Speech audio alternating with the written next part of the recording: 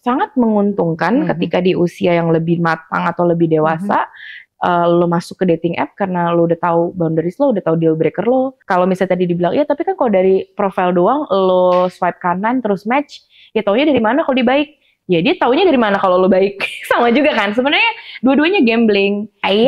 Ya untungnya kalau yang sampai ketemu terus ternyata zong gitu, so far sih enggak ya. Jadi kan, udah pergi duluan mereka. Iya.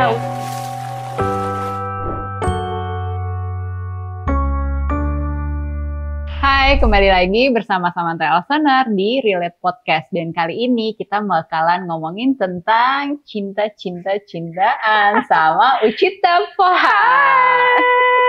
Aku hadir di sini udah pakai pink. Katanya kan warna cinta. Oh iya, benar. Iya kan? Bukan hijau. Hah? Hijau warna cinta dari mana? Kan dari Cinta tumbuhan. Ya kan kalau lagi Valentine's Day, February month, itu kita pink semua kan, semua dekorasi. Iya sih. Kita bikin beda sih, boleh nggak? Boleh. Cakra hati hijau Betul. warnanya. Bisa. Kamu apa kabar? Baik, kamu apa kabarnya? Aduh, gimana ya kalau gue? Sibuk sih, gue lihat lo. Sibuk sih. Kamu juga Iya kan? sibuk kan? Lumayan tapi nggak sesibuk Samantha ya. Film terakhir? Film terakhir baru selesai, baru pamit dari bioskop. Berapa minggu yang lalu, penontonnya bagus, walaupun di situ adegan gue dipotong banyak. Ini gue syuting kayak 5 scene ya, disisain 1 scene doang. Gue ketemu lagi sama penulisnya. Iya kan? Almira. Iya. Oh iya. Iya. Jadi gitu deh, namanya juga hidup ya. Nggak apa-apa. Yang penting bayarannya nggak dipotong. Itu yang paling penting. Nggak apa-apa deh, scene-nya cuma tinggal berapa. Iya. Bayarannya utuh. Ada apa sih nih main ke rumah lo? Kok formal banget hari ini, San? Beda ya? Alhamdulillah. Apa yang beda? Kita berdua. Kurang satu, gula aren nggak ada. Bener, biasanya kita satu geng soalnya bertiga. Kalau ngomongin tentang cinta-cintaan ya, Yes. dan pengalaman Uchita Pohan. Wah, banyak banget kan? Lumayan sih. Dibanding gue. Nggak, masalahnya kalau pengalaman lo tuh kayak mungkin secara quantity itu jumlahnya nggak sebanyak itu, tapi kan deepnya lumayan ya. Ya kan, kalau ya, gue gak kan deh. ya of course, maksudnya hubungannya panjang, punya anak.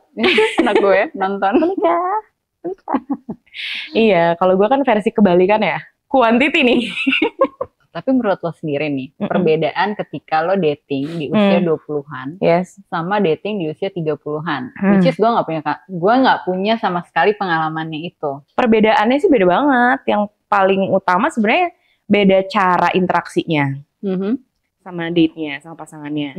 Udah pasti itu beda cara interaksinya. Tapi kenapa beda interaksinya? Ya karena emang pola pikir, mindset, dan keadaan kehidupannya beda. Umur 20-an of course masih belum terlalu ngelihat, masih sangat amat naif sebetulnya justru.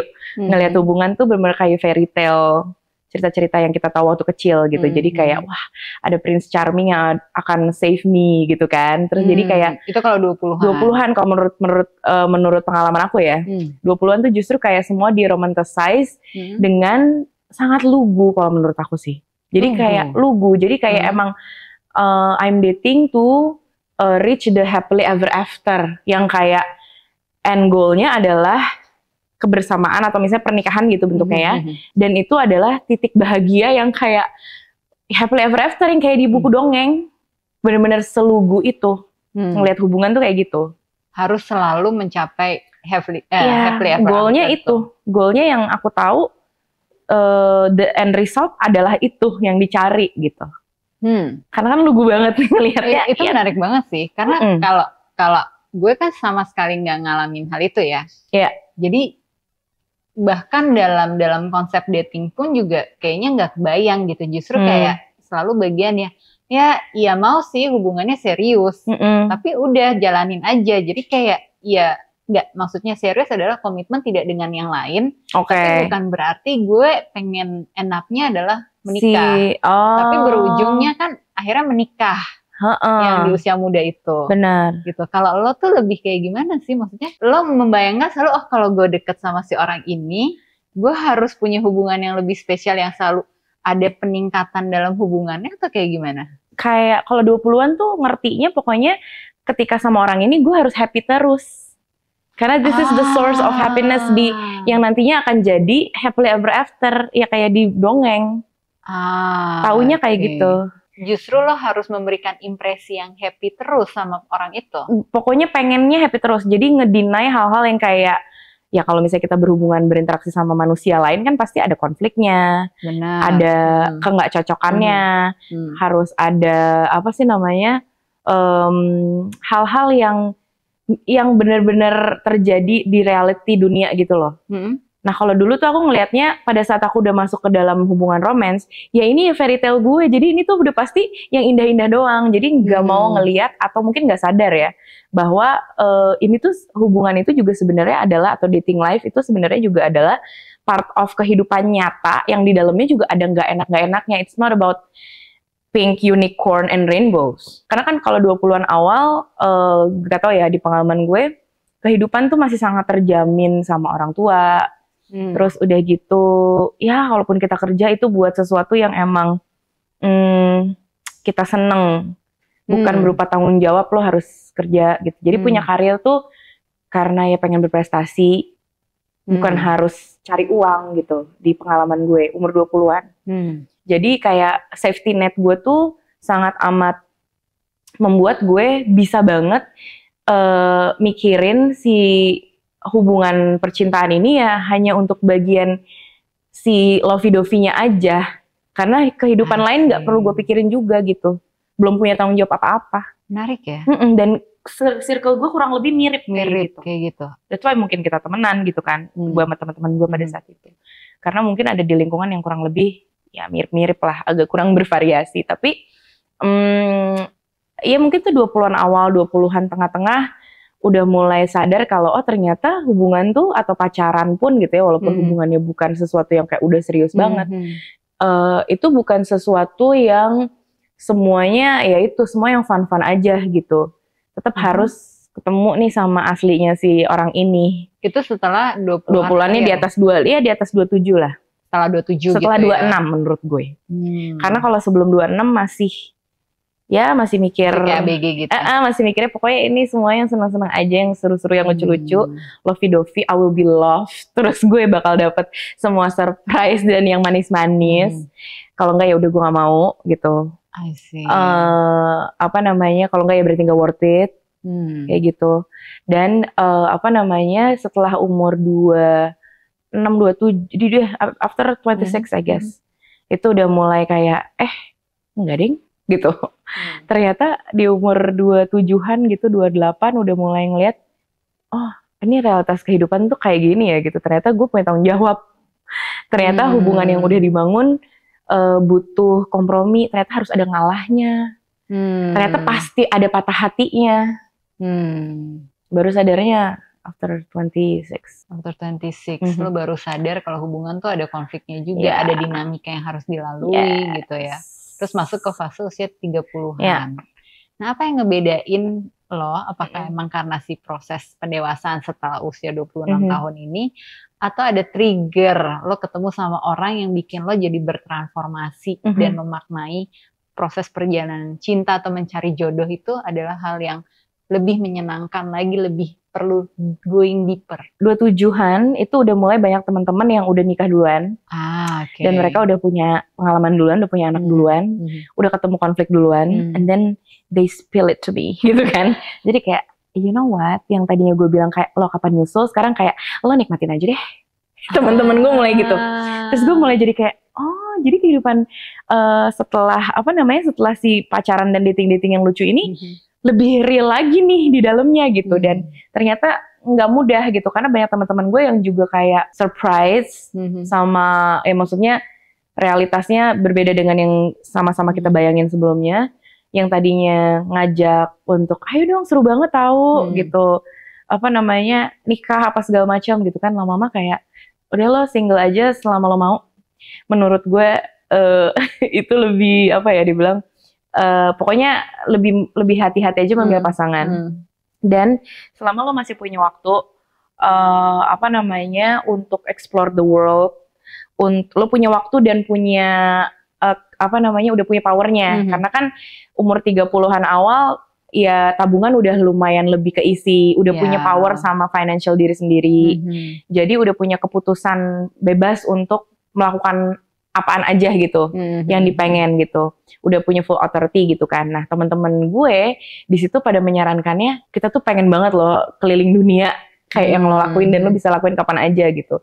Kalau misalnya once lo udah settle down kan lo punya banyak pertimbangan lain kayak ya banyak yang harus dikoordinasikan lah, nggak semudah itu. Jadi kayak enjoy, explore the world dan lain-lain, dan pesannya adalah kayak lebih berhati-hati dalam memilih pasangan supaya lebih pas. Lebih berhati-hati supaya ketemu pasangan yang lebih pas. Nah, itu kan di 30 awal gak sih? In a way jadi lebih rumit ya, karena udah makin dewasa kan orang kayaknya emang makin rumit ya. Bener lagi. Gue. Iya kan? Makin dewasa tuh kayaknya emang sebenarnya hidupnya rumit dari dulu. Cuma kita nggak ngelihat gitu kan. Dulunya nggak ngeh. Terus lama-lama mulai, oh setiap ada tanggung jawab baru, jadi ngerasa, jadi ngerasa, oh ternyata ada banyak hal yang gue belum ketahui dan harus gue pelajarin dan harus gue sirkusin dalam hidup ini ya untuk tetap berjalan gitu, karena adulting is real. Adulting is hard, tapi kayak ya kalau semua orang ngalamin ya mungkin emang manusia harus ngelewatin fase itu juga gitu. Jadi in a way semakin rumit, tapi juga semakin rumit to some extent, tapi jadi justru lebih clear. Lebih clearnya tuh kayak gimana? Lebih clearnya adalah lebih clear apa yang dipengen, hubungan bentuknya kayak gimana yang diinginkan. Karena kalau sebelumnya kan lebih yang penting aku dicintai, itu tadi kan yang dongeng. Yeah. Kalau sekarang tuh jadi kayak, oh ternyata I want a partnership yang kayak gimana, yang yang kualitas hubungannya tuh ngebawa ke bukan karena udah ngerti bahwa nggak cuman bahagianya doang. Oke, berarti kalau emang ini the whole package, tujuan dari hubungannya maunya yang kayak gimana ya gitu. Oh maunya yang bisa sama-sama, bisa ngejalanin purpose that is bigger than the relationship itself, tapi bisa dijalanin bareng. Jadi orang yang bisa teaming up untuk ngejalanin purpose kehidupan kayak gitu-gitu. Itu kan udah lebih, menurut gue itu jadi jauh lebih clear bentuk hubungannya dibandingkan yang dulu kayak I just want to be loved gitu. Lebih egosentris ya. Iya, nggak jelas ya to be loved tuh gimana, buat apa gitu. Jadinya yang kayak gimana aja gak sih? Jadinya ya cuman ya dinikmati lucu-lucunya aja, tapi I guess kayaknya memang itu juga mungkin sesuai dengan usianya ya. Ya. Emang fasenya kayak gitu. Kalau nonton Carrie Bradshaw, dia kan kayak umur 20-an tuh kayak nyebelin banget gitu, ternyata 30-an awal nyebelin banget gitu. Iya. Tapi ya memang umurnya di situ, karena pemahamannya di umur segitu emang baru segitu-gitu aja gitu. Tapi menarik ya, kalau lo bilang, oke, semakin complicated, semakin rumit, semakin pengen, kriterianya harus begini, harus ada maknanya, harus ada tujuan yang jelas gitu. Itu bikin lo semakin merasa tertantang atau justru semakin malas sih cari pasangan? Tergantung mood. Bener sih, karena kayak moodnya bukan karena mood-moodan ya. Tapi lebih ke, again, di umur 30-an, even di atas 35 kalau sekarang, kehidupan itu udah banyak banget yang harus diatur, di-manage, dipenuhi, dan udah punya tanggung jawab. Jadi nggak bisa terlalu selfish juga dalam mengambil keputusan apapun, termasuk keputusan ya pacaran, dating, mau abis itu menikah dan lain-lain gitu, punya pasangan. Jadi kalau menurut gue sih di beberapa momen yang memang dalam kehidupan tuh lagi banyak banget yang diurusin, first gue nggak punya energi untuk have fun with this dating life gitu. Tapi ketika everything lagi dalam susunan yang baik dan benar, lagi aman-aman aja, ya gue punya energi yang banyak and it's fun untuk masuk ke dating life dengan menyenangkan, karena ya gue punya tenaganya gitu. Jadi lebih ke alokasi waktu dan energi aja sih, bukan karena mut-mutan. Tapi kan karena memang hidup ini banyak yang diurusin. Kalau kayak gitu bukannya sama aja patternnya kayak waktu usia 20-an awal, nyarinya tetap yang bagian fun-nya? Bukan, tapi kan yang dicari udah beda. Kalau dulu kan ya udah I just want to be loved perfectly or rightly gitu ya, in the right way. Kalau sekarang kan kayak the fun of dating dan tujuan dari punya hubungannya juga udah nggak sama kayak yang dulu. Kalau dulu kan intinya save me, gue mau kehidupan yang happily ever after gitu kan. Kalau sekarang kan lebih gue mau punya pasangan yang bisa menjalani kehidupan ini bareng, life partner. Apa di bayangannya Uchita Pohan tentang life partner yang dicari-cari itu?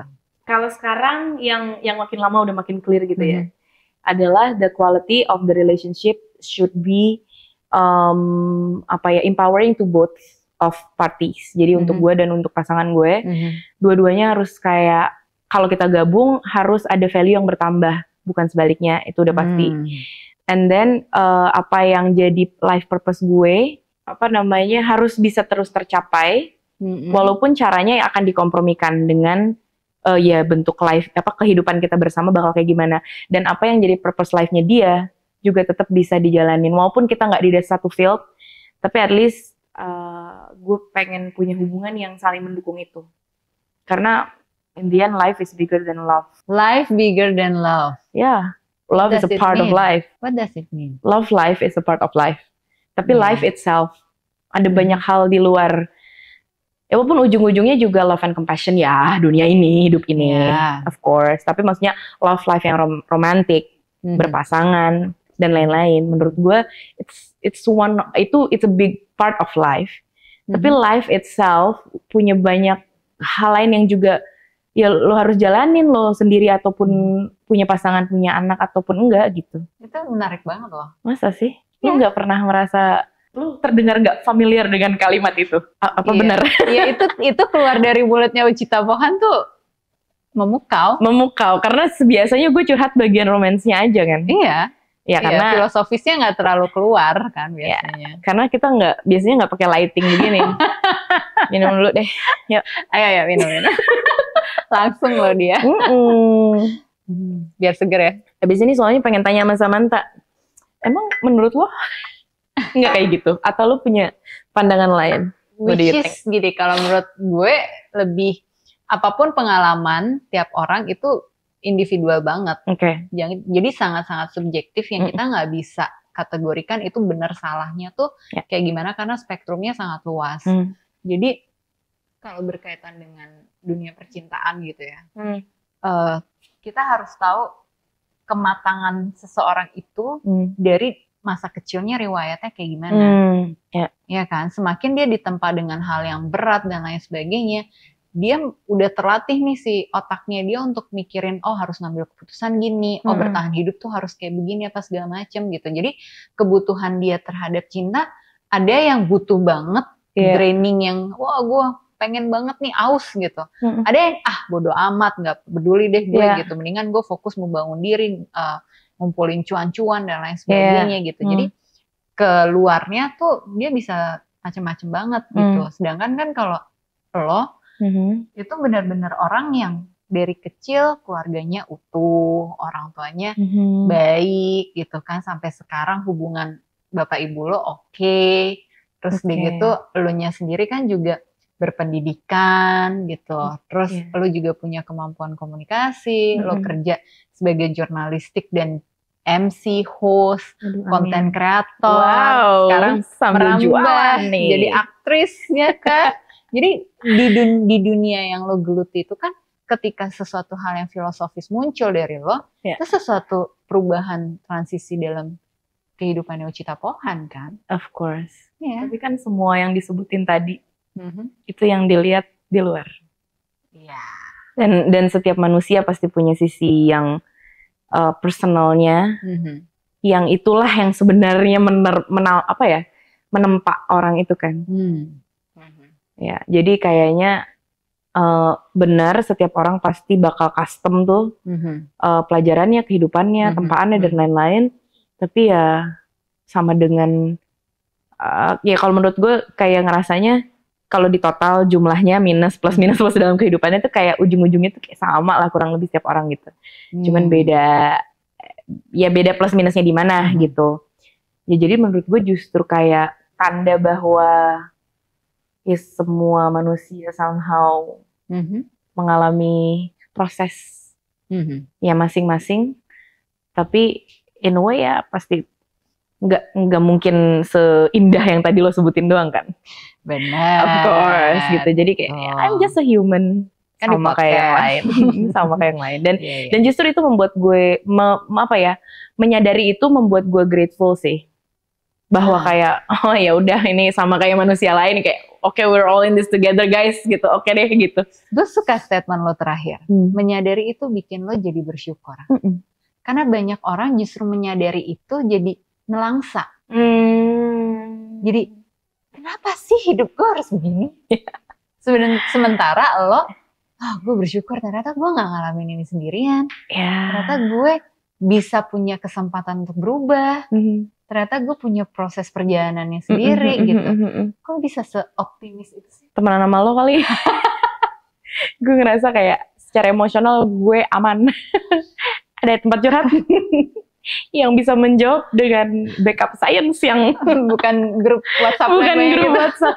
Gak tahu, I'm just grateful for that. Mungkin untuk kesadaran ini pun gue cuma bisa bersyukur sih. It's not me kayaknya. Kayak emang dikasih aja, kayak dikasih rezeki untuk menyadari. Dikasih rezeki untuk menyadari. So, kalau gue mau nanya nih lebih dalam lagi.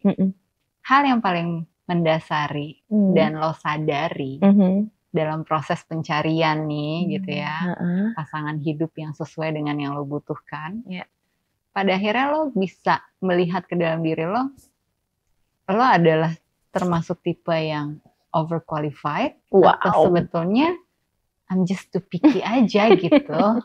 Definisi overqualified tuh apa dan siapa yang ngasih titel itu? Society. Jadi ini maksudnya gini, ada orang overqualified. Gue deh misalnya contoh ya, gue nih Ucita, terus ada label overqualified. Itu menurut dia, menurut Ucita atau menurut orang? Menurut lo dong. Oh. Menurut lo, secara individu lo. Ada momen-momen dimana gue ngerasa keren banget gue gitu. Ada. Okay. Tapi dan itu juga kayak mungkin itu part of self apa sih ngomongnya kalau self love tapi self respect. It's part of self respect to myself dan apaan aja yang udah gue lakuin dan gue jalanin dan gue lewatin. Ada tuh part kayak gitunya, tapi gue sendiri menjadi overqualified kayaknya enggak sih. Gue nggak ngerasa itu term yang pas untuk menggambarkan diri gue atau even seseorang. Karena lagi-lagi menurut gue ujung-ujungnya plus minus seseorang tuh kalau ditotalin kurang lebih sama gitu loh. Cuma beda-beda field aja gitu. Kayak emang orang yang perfect tuh kayak apa sih? What is perfect anyway gitu. Sampai dia bisa dibilang kualitas di atas rata-rata gitu. Apanya gitu kan? Jadi kalau juga sih jawabannya enggak berpikir ke sana, tapi ada hari-hari di mana I put a little bit of a big self-respect to myself. Mungkin juga itu untuk mengimbangi hari-hari di mana gue ngerasa self-esteem gue rendah. Ya. Ya. Tergantung aja apa yang lagi dialamin. Kalau lagi ngalaminnya kayak bertubi-tubi, ada prestasi, bertubi-tubi, kayak semuanya berjalan lancar, ini itu dan lain-lain. Of course akan sangat mudah untuk bilang, oh I did the right thing nih selama ini. Of course itu kayak naturally mungkin akan ngerasa, ya emang mungkin I deserve to have all of this gitu. Tapi kan semua yang lagi-lagi semua yang indah dan happy itu ada penyeimbangnya. Nah ketika penyeimbang itu yang muncul, hidup lagi berantakan, lagi gedubrakan apa segala macam, ngerasa ya self esteem juga kan nggak setiap hari 100% ya gitu. Ada kejadian apa mungkin yang bikin insecure apa segala macam, ya of course nggak bisa lah mikir kayak gitu. Pasti mikir, salah gue ya, did I messed up apa gitu. Tapi ya lagi-lagi menurut gue, ya emang manusia gitu nggak sih? Atau enggak? Tergantung manusianya. Tergantung manusianya. Mau jadi manusia yang mana? Benar. Ini gitu. Kita tepukin dulu. Baru bisa ngomong ini setelah melewati ulang tahun ke-36. Kalau interviewnya tahun lalu, enggak. Nah, untuk lo mention tahun lalu, ya, gue inget kita ngebahas itu di meja makan gue. Di 1 situ. tahun yang lalu. Oh iya benar, akhir tahun kan? Akhir tahun kan? Oh itu, lo nggak bisa self respect pada saat itu. Gitu, ke salah satu temen lo. Bisa nggak sih lo jadi orang coba sesekali jangan pernah mencari. Oke. Gue ngomong gitu. Iya, lo. Ini Gemini gitu. Suka ngomong kayak komunikasi lancar, tapi ingatan agak kurang, maaf ya. Oke, gue ngomong apa? Lo ngomong ke teman lo. Ingetin gue. Teman lo ya. Gitu. Lo ngomong ke teman lo, bisa nggak sih lo mencoba untuk sesekali dalam fase hidup lo tuh lo berhenti mencari. Oke, berhenti mencari terus karena ngapain? Mungkin pace-nya orang tuh ada yang dia nyari terus gitu. Fokusnya tuh selalu mencari, bukan mencari ke dalam diri. Tapi selalu nyarinya cari pacar baru, putus cari pacar baru lagi gitu. Nggak pernah diam anteng untuk menyelami dirinya. Iya, menurut gue itu benar sih. Jadi mungkin aja gue ngomong itu benar. Kalau dia inget banget, mungkin itu buat dia. Bukan buat gue. Bukan buat lo. Karena gue nggak pernah mencari. Oke. Tuh kan? Cari deh kali-kali. Nanti gue downloadin app-nya. Yang premium tapi bisa ngumpet. Lanjut. Di momen itu, lo bilang gitu, gue bisa ngomong ini ke temen lo itu. Itu juga karena gue berusaha untuk menyelami diri gue. Jadi gue udah deh, gue pusing, gue nggak mau cari. Mendingan gue perbaiki diri gue dulu. Apakah seorang Uchita Pohan tuh juga sudah menyelami dirinya? Gue kayaknya emang dari dulu tuh selalu jadi adalah anak yang even dari kecilnya ya punya banyak waktu sendirian. Karena gue di rumah dengan segudang teman lo yang tiap pengkolan ada. Iya, tapi diary gue tuh bertumpuk-tumpuk. Berarti kan gue punya waktu ya buat curhat dan nulis itu. Ya kan tidur lo emang kadang-kadang jam 12 malam yang berkurang. Gue. Nah itu jadi kayaknya itu emang hal yang udah biasa berdialog sama diri sendiri. Itu udah hal yang tanpa sadar gue lakuin dari kecil mungkin. Jadi gue nggak tahu apa kayaknya itu bukan diniatin atau kayak di satu poin kehidupan gue kayak aku harus menyelami diriku, enggak. Tapi kayak itu udah menjadi kebiasaan gue tanpa sadar. Karena jadi, Gemini ya. Emang Gemini gitu ya? Kan menulis Mercury kan. Oh pantesan. Ya jadi dan menurut gue itu fun. Oke. Gue menemukan keseruan dalam berdialog sama diri sendiri atau menyelami diri sendiri. Jadi ya emang itu gue lakuin sih sampai sekarang. Selalu rutin berarti? Dijadwalin enggak, tapi automatically I'll do it dalam beberapa waktu. Oke, ini menarik karena lo bilang lo selalu melakukan hal itu dari kecil. Berarti udah jadi kebiasaan yang banyak baik. Renung, overthinking intinya. Tapi nggak meluk pohon kan? Pernah ada momennya. Kapan? Ada momen-momen gue kayak ya gitulah ya, kebanyakan baca, kebanyakan namanya? Nggak deket-deket ini kan? Bukan waktu kenal mungkin gue waktu, kan? Kalau waktu kenal lo, terakhir-terakhir itu karena gue ngerasa butuh grounding, ya gue nempel deket pohon, nyeker arting kan. Tapi ya nempel-nempel juga. Terus kalau misalnya lagi traveling, pohon juga gue peluk kan, kayak Uchita Pohan, pohon gitu. Bisa banget ya. Jadi kalau gue meluk pohon jadi Uchita Pohon. Emang Gemini nih. Nah, menyelami si diri lo itu, apakah lo merasa bahwa itu membantu lo untuk memfilter laki-laki yang dekat sama diri lo? Iya, membantu. Walaupun ujung-ujungnya harus praktek. Bukan maksudnya gini.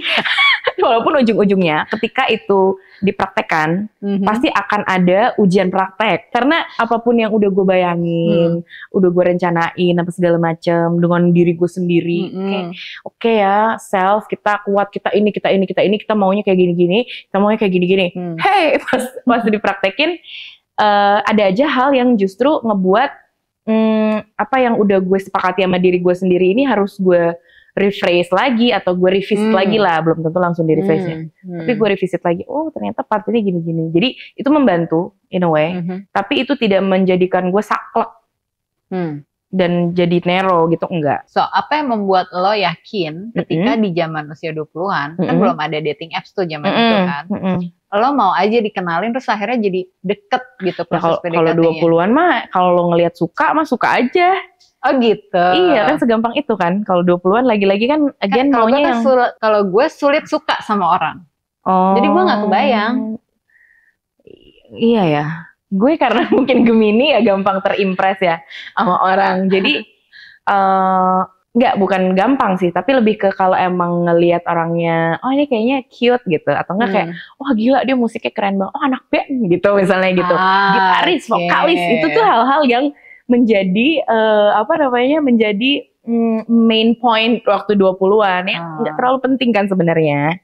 Ya kalau gue itu juga sih. Iya, tapi kan musik sih kayaknya gitu. Iya, tapi kan itu kan maksudnya ya dulu pertimbangannya yang kayak gitu-gitu aja. Pada saat lo ketemu di dalam satu circle atau dikenalin temen lo atau di mana, terus suka, ya udah naksir aja gitu. Maksudnya kalau yang nggak terlalu deep juga gitu mikirinnya kalau 20-an. Kan pertanyaan tuh 20-an kan. Kalau 30-an setelah ada dating apps lebih ke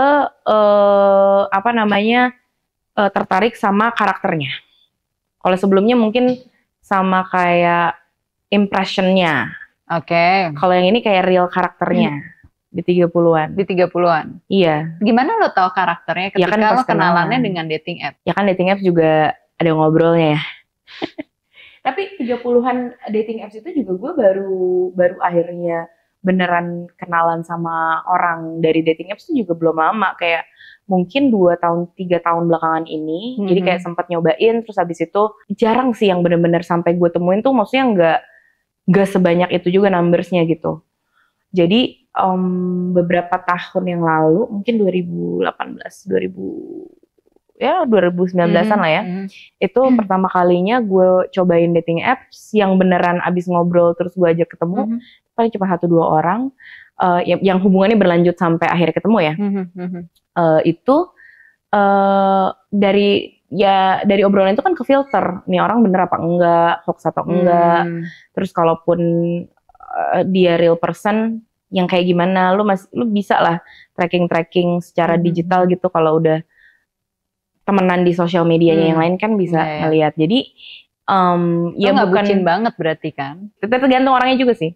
Ada mungkin yang langsung wah tertarik banget, langsung suka gitu. Tapi kan lagi-lagi karena itu di 35-an, umurnya 33-an gitu. Jadi ya emang gak semudah itu juga langsung bucin kalau dibanding yang 20-an. Ya walaupun belajar dewasa secara emosional dalam membangun hubungan tuh pasti tetap masih dalam journey lah gitu, akan selalu ada pelajarannya. I'm sure di dalam orang yang dalam komitmen juga tetap ada kayak gitunya kan, tetap ada naik kelasnya gitu, dikit-dikit. Tapi ya dikit-dikit. Mentionnya tuh harus dikit-dikit. Karena kalau misalnya langsung drastis bisa sih, tapi berarti hal yang terjadi gede banget tuh ombaknya sampai lo drastis banget belajarnya gitu. Iya kan? Gitu. Kalau di kasus gue kayaknya sih dikit-dikit sampai saat ini. Jadi apa tadi pertanyaannya yang belum terjawab? Ketika lo selektif karakternya oke dari obrolan di chat, tapi kan ketika lo belum mulai chat, lo kan cuma bisa swipe aja kan? Bener.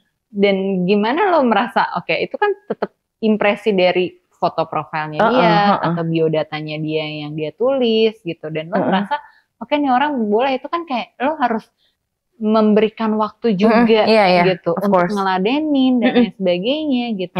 The thing itu yang membuat gue sebelumnya nggak terlalu suka pakai dating app untuk kenalan sama orang dulunya. Jadi kayak beberapa temen gue udah punya success story apa segala macam, sampai nikah, sampai punya anak gitu ya. Di gue kayak masih kayaknya it's not a good idea for me gitu. Karena gue lebih suka konvensional aja, ketemu sama orang tuh langsung, jadi nggak tipu-tipu gitu kan. Terus dan bisa langsung checking vibe gitu. Kalau misalnya emang kayaknya nggak vibe-in, ya udah nggak usah ketemu lagi atau apa segala macam. Tapi seiring dengan berjalannya waktu, cara kita berkenalan nggak cuman dating ya, yaitu pekerjaan. Kita aja kenalannya di internet kan. Habis itu bisa jadi tapi kan ada penghubungnya Noran. Ya terus apa bedanya? Gue pernah dating app nggak ada penghubungnya dong. Penghubungnya si that app. Ya, tapi kayak algoritmanya aja tuh di gue tuh konsepnya belum masuk Oh, loh. Oke, gue akan coba jelaskan. Promosi dia. Sebelum nanti gue downloadin yang premium. Tidak akan terjadi. Never say never. Oh. Jadi menurut gue nggak make sense lah, dan nggak tahu ya, kalau dulu sih mungkin honestly, jujurly di kepala gue, karena zaman angkatan kita millennials itu yang namanya dating apps atau kayak dicomblangin atau bukan dicomblangin sih, dating apps atau dating website atau kenalan sama orang di internet atau muncul gitu ya di sebuah platform bahwa lo single equals nggak laku. Itu degrading the value of yourself. Ada rasa itu. For me personally. Dan menurut gue secara society iya. Itu juga. Jadi orang tuh menghindari karena gengsi. Ih, gue dipampang banget nih, gue single gitu. Dipampang banget nih, gue gak ketemu pasangan. Something negatif gitu. Something kasihan even. Kasihan nih orang malu. Gitu. Jadinya malu dan gengsi. Dan akhirnya lebih baik gue gak usah ada di market deh. Gitu. I can't stand the feeling of value gue jadi berkurang gara-gara gue masih single gitu dan mencari dan kayak di posisi yang lack gitu. Nah, dulunya tuh kayak gitu kan. Menurut gue di angkatan kita tuh ada perasaan itu secara kolektif. Jadi nggak langsung gampang untuk angkatan kita masuk ke dalam generasi kita masuk di permainan dating app ini dengan menyenangkan. Atau kayak Gen Z ya. Sedangkan kalau Gen Z mereka itu dari awal mereka berinteraksi dari zaman remajanya, itu memang ya berteman itu lewat internet, kenalan tuh dari internet gitu, dari platform apapun. Jadi kalau misalnya lo harus kenalan sama calon pacar atau calon pasangan di internet, ya apa masalahnya? Gue juga kenalan sama teman-teman gue di internet, mereka bilang gitu. Jadi, nah gue ngelihat attitude itu, menurut gue, oh ya, this is the healthier attitude untuk masuk ke dalam, untuk mindset memulai ada di dalam dating app ya. Karena lo swiping hal yang sama, tapi mindsetnya bukan yang tadi, bukan yang si pertama tadi gitu, dan jadi funnya beda, terus udah gitu lo membuka dirinya juga beda, dan untuk lo nyoba terkoneksi sama orang lain tuh juga dari level yang berbeda, level yang sangat, yang lebih secure dibanding yang tadi ngerasa, ya soalnya gue single nih, gue lagi nyari nih, gue belum dapet pasangan yang pas nih, sian deh. Itu tuh nggak ada rasa itu gitu. Disitulah baru make sense. Dating app ini begitu seru tuh jadi make sense gitu, karena emang sekarang emang orang kenalan di internet, lu nyari servis apapun juga di internet gitu. Kalau mau main dating app, itu aturan pertamanya adalah jangan pernah undervalue yourself. Yes, maksudnya it's normal to be out there. Ya akan beda-beda ya. Mungkin ada orang yang ngerasanya enggak, tapi enggak banget lah kalau buat gue. Ya nggak apa juga. Cuman maksudnya kalau concern lo adalah yang tadi gue sebutin, coba deh rethink about it. Mana handphonenya? Kita download aja deh. Guys, sudah podcastnya kita download member nih. Gitu kira-kira. Dan ketika akhirnya itu menjadi sesuatu yang, oh ya ini just a social, cara orang bersosialisasi umum gitu. Disitulah kita juga memulai semuanya juga dengan itu tadi, dengan friendly. Walaupun nggak dipungkiri di dalam dating app itu orang tuh bisa random sekali ya.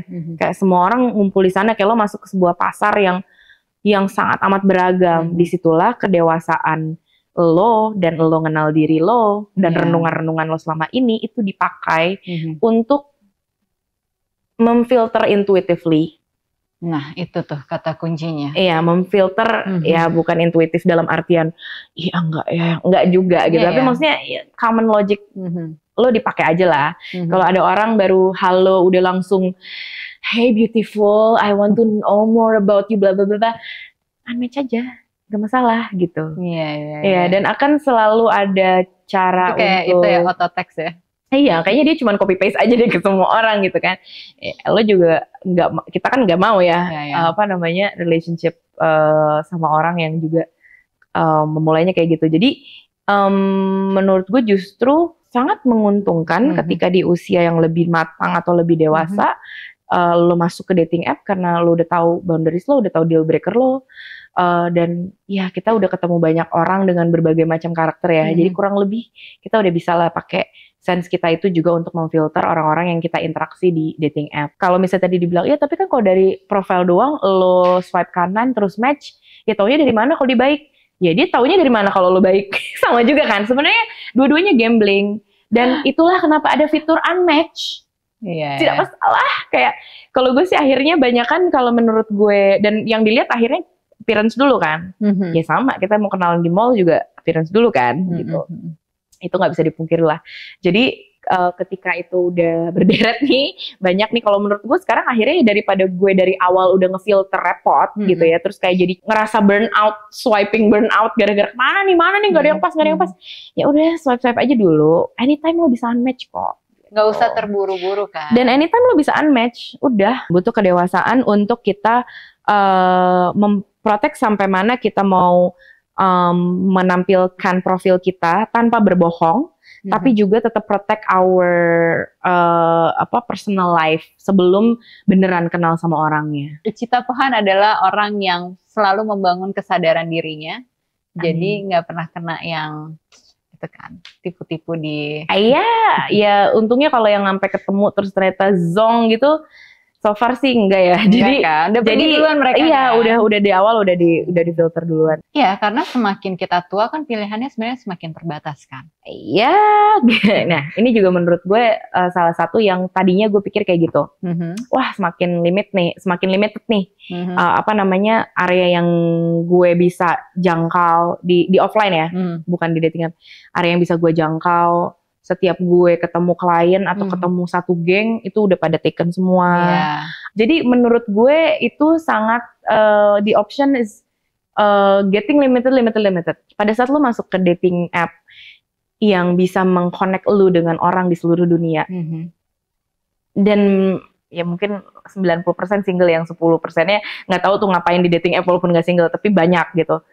Maybe 20% lah paling banyak orang yang nggak single tapi ada di dating app.